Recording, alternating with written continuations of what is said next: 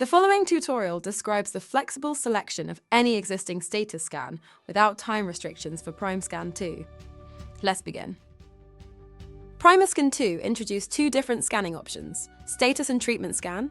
A status scan allows to quickly scan the upper, lower, and buccal bite situation during routine visits without requiring unnecessary scan input. Just select status scan and start scanning. A treatment scan builds on the foundation of existing status scans as a reference, requiring only to rescan the area of interest when a treatment takes place and stitching this to the existing status scan. With the latest update, we introduce flexible selection of status scans.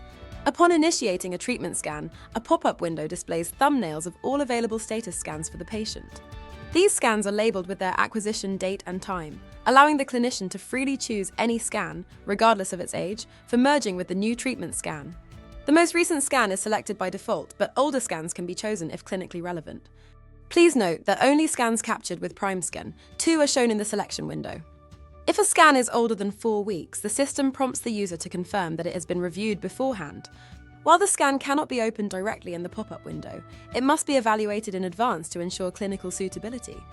This streamlines the scanning process, reduces chair time, and enhances the overall patient experience. And that's it.